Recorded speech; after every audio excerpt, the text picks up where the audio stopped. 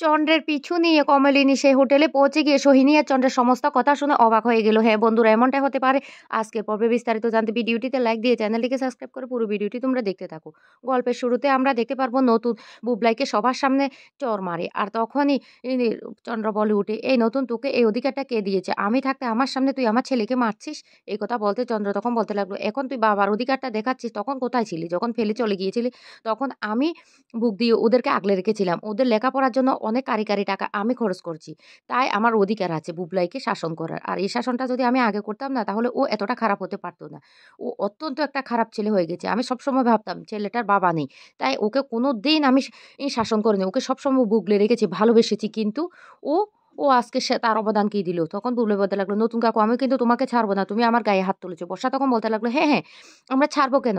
আমাদের বাড়িতে এসে আমাদের গায়ে হাত তুলেছে, চলো আমরা পুলিশে যাব। পুলিশে গিয়ে কমপ্লেন করব। নতুন তখন বলে উঠে, তোমাদের যা ইচ্ছা তুমি তাই করো।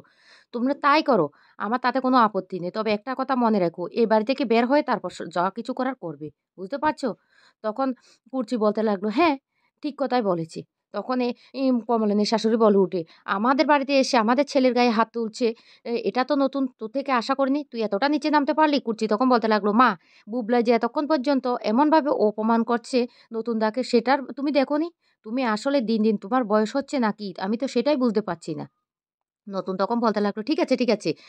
ওরা আমার নামে মামলা করবে তো? দেখি ওদের দূর কত দূর।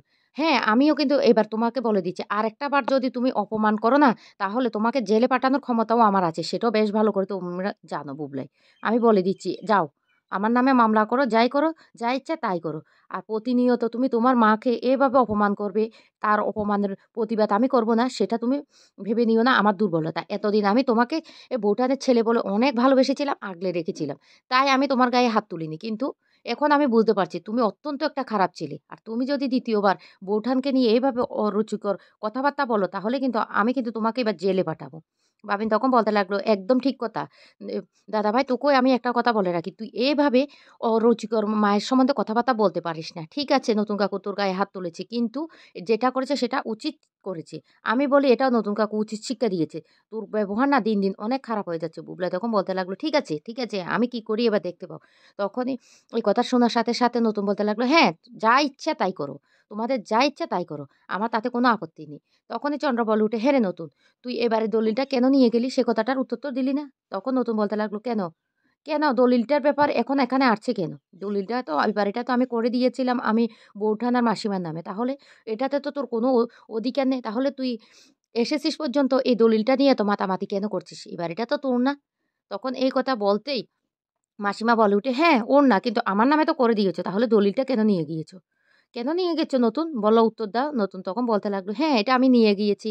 কারণ আপনিই তো তখন বলেছিলেন। আপনি তখন বলেছিলেন যে আমার দলিল আমাকে ফেরত দিয়ে দিবেন। তখন আপনার মনে একটু সহানুভূতি জেগেছিল। কিন্তু এখন আপনি এভাবে উল্টো কথা কিভাবে বলছেন? মিটিল তখন বলে উঠে, আমি সবার মাঝখানে একটা কথা বলতে চাই। তখন চন্দ্র বলে উঠে, কেন? তুমি তোমার কথা সবাই শুনবে কেন? তুমি হুটহাট করে এ বাড়িতে চলে এসো। তোমার সাথে আমাদের পরিবারের সম্পর্কটা কিসের? এভাবে তুমি তো হুটহাট করে এখানে আসতে পারো না। মিটিল তখন বলতে লাগলো, হ্যাঁ, আপনাদের সাথে সম্পর্ক না থাকতে পারে, কিন্তু আন্টির সাথে আমার আলাদা একটা সম্পর্ক আছে। সেজন্য আমি এখানে হুটহাট করে চলে এসেছি। তবে আমি না একটা ঠিকানা নিয়ে এসেছি।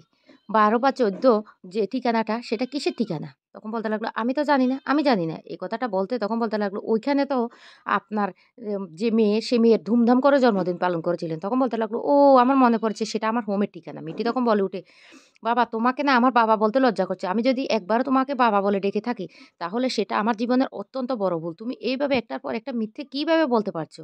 আমার না অনেক লজ্জা করছে। মিটি তখন বলতে লাগলো, হ্যাঁ, সে বার্থডে ধুমধাম করে বার্থডেটা করার অনেক ছবি আছে।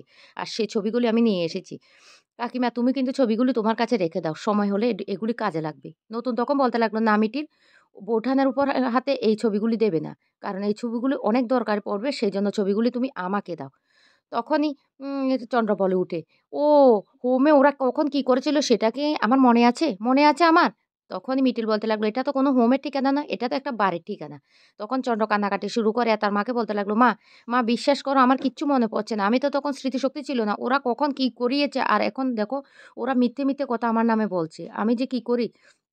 তখনই চন্দ্রের মা বলে উঠে, আমি থাকতে তোর কোনো অসুবিধা হতে পারে না। আমি আছি তো। আমার ছেলেকে সবাই মিলে এইভাবে হেনস্থা করবে, আমি কি সবাইকে ছেড়ে দেব? আর বৌমা তোমাকেও একটা কথা বলে রাখি, আমি কিন্তু এবার কিন্তু আদালতে যাব। আর আদালতে গিয়ে বলব, তুমি আমার ছেলে না থাকা কারণে তুমি কি ব্যভিচার করেছিলে সবটা খুলে বলব। তখনই কমলিনী বলতে লাগলো, বাহ! মা আপনি তো আজকে আপনার রূপটা দেখিয়ে দিলেন। আপনার মুখে এই কথাটা আপনি বলতে পারলেন? কি করে বলতে পারলেন? উপরে একজন আছে উপরওয়ালা সবকিছু দেখছি। আপনার ব্যবহারটা না সবকিছু উপরওয়ালা দেখছি। আপনি এই কথাটা শেষ পর্যন্ত বলেই দিলেন। তখন কোনো কথাই বলে না। কচি তখন বলে উঠে, "মা তুমি কি করে পারলে বৌদির ভাইয়ের উপরে এত বড় একটা কথা বলতে?" মিটিল তখন বলতে লাগলো, "হ্যাঁ, আমি তবে আরো কিছু প্রমাণ নিয়ে আসবো। তৈরি থাকুন আঙ্কেল। আমি আপনাকে কথা বলে যাচ্ছি।" বর্ষা তখন বলতে লাগলো, তুমি প্রমাণ আনার কে? আর তুমি প্রমাণ আনলে সেটা আমরা বিশ্বাস করব। সেটা তুমি কি করে ভাবলে?" মিটিল তখন বলতে লাগলো, "শুনো সেটা কোর্ট ভাববে। কোর্ট প্রমাণ করে দেবে কোনটা সত্যি কোনটা মিথ্যে। আমাদের মুখের কথায় তো কোর্ট চলবে না। কোর্ট প্রমাণ দেখতে চাইবে। তাই সমস্ত প্রমাণগুলি আমার কাছে আছে। আর সমস্ত প্রমাণগুলি আমি এবার কোর্টে হাজির করব। আপনি তৈরি থাকুন আঙ্কেল।" এই কথা বলে মিটিলও সেখান থেকে চলে যায়। এদিকে কমলিনী বলতে লাগলো, "আপনি যে শেষ পর্যন্ত এইভাবে আমাকে কথা শোনাবেন সেটা আমি কোনোদিন কল্পনাও করিনি। শেষ পর্যন্ত আপনি আপনার মনের কথাটা বলেই দিলেন। আজকে চিনতে পারলাম আপনি কেমন।" কুচি তখন বলতে লাগলো, "মা তোমার বয়স হয়েছে কিন্তু তুমি এরপরও কিন্তু তুমি শুধরালে না।" তখনই চন্দ্র বলতে লাগলো, "কুর্চি তুই কি বলতে চাইছিস?" "আরে আমি মিথ্যে কথা বলছি? আমি সত্যি কথা বলছি রে বোন, আমি সত্যি কথা বলছি।" এর পরের দিনে চন্দ্র লুকিয়ে সোহিনীর কাছে দেখা করতে যায়। আর সোহিনী চন্দ্রকে দেখে প্রচণ্ড রেগে যায়। তখনই সোহিনীর মেয়ে সোহালিয়া বলতে লাগলো, "বাবা ওইদিন তুমি কেন এতগুলো মিথ্যে কথা বলেছিলে? তুমি আমাদেরকে চিনেও চিনতে পারলে না কেন বলেছিলে?" তখন বলতে লাগলো, "মারে তুই বুঝতে পারবি না, তুই বুঝতে পারবি না। যা মা তোকে সবটা পরে বলব। যা তুই গিয়ে একটু পড়তে বস, আমি তোর মায়ের সাথে কিছু দরকারি কথা আছে, তোর মায়ের সাথে কিছু কথা বলি।" এই বলে সোহালীকে সেখান থেকে পাঠিয়ে দেয়। তখনই সোহিনী বলতে লাগলো, "আচ্ছা বলো তো, বলো তোমার যে একটা পরিবার আছে তুমি কি কথাটা আমাকে জানিয়েছিলে? জানাওনি।" তখনই চন্দ্র বলতে লাগলো, "কি করব আমি? কি করব?" তখন বলতে লাগলো, "তুমি আগে আমাকে উত্তর দাও। আমাদেরকে না বলে তুমি এখানে কেন চলে এসেছো?" চন্দ্র তখন বলতে লাগলো, "আমি যেভাবে ঋণের দায়ে জড়িয়ে পড়েছিলাম, আমি যদি না আসতাম তোমাদেরকেও ওই বাড়িতে থাকতে দিত না। আরে আমি তো এই বাড়িতে এসেছি টাকার জন্য। টাকার জন্য এই বাড়িতে এসেছি।" তখন সোহিনী বলে উঠে, "ও টাকার জন্য এসেছো তুমি এই বাড়িতে? তাহলে টাকাটা কোথায়?" তখন বলতে লাগলো, "আরে আমি তো জানতাম বাড়িটা আমার। কিন্তু ওদের অবস্থাটা এতটাই খারাপ হয়ে গেছে ওরা যে বাড়িটা বিক্রি করে যাবে আর নতুন যে বাড়িটা কিনে নিবে সেটা কি আমরা জানতাম?"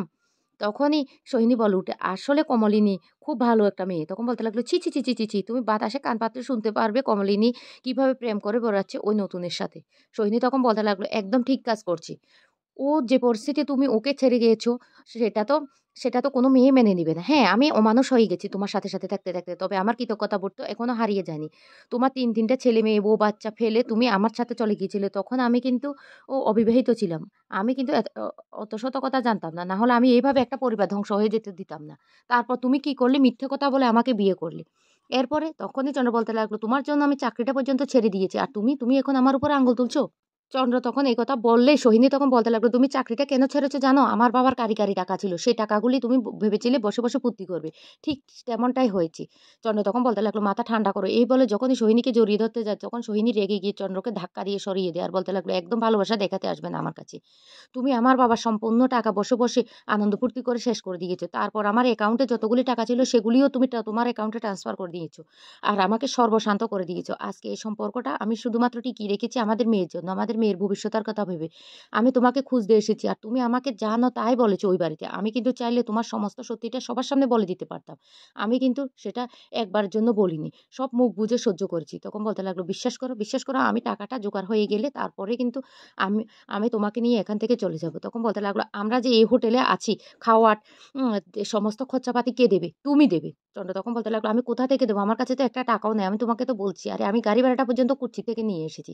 তখন সোহিনী বলে উঠে, "যেহেতু কুর্চি থেকে নিয়ে এসেছো তাহলে সমস্ত টাকাটা তোমার মার কাছে চাইবে। তোমার মা দেবে।" তখন বলতে লাগলো, "আরে মা কোথা থেকে দেবে? আমি তো সেজন্য চাইছি বাড়িটা বিক্রি করতে।" তখন সৈনী বলতে লাগলো, "তাহলে আমরা কি করব? আমরা কি করব? আমরা কোথায় যাব?" এই কথা শুনতে চন্দ্র তখন বলতে লাগলো, কমলিনীর মন না একদম সরল। তুমি কমলিনীর কাছে চাইবে?" তখন সৈনী বলতে লাগলো, "না, আমি কিছুতে চাইতে পারব না। আমি তোমাকে স্পষ্ট একটা কথাও জানিয়ে দিচ্ছি। তোমাকে কালকের দিনটা সময় দিলাম।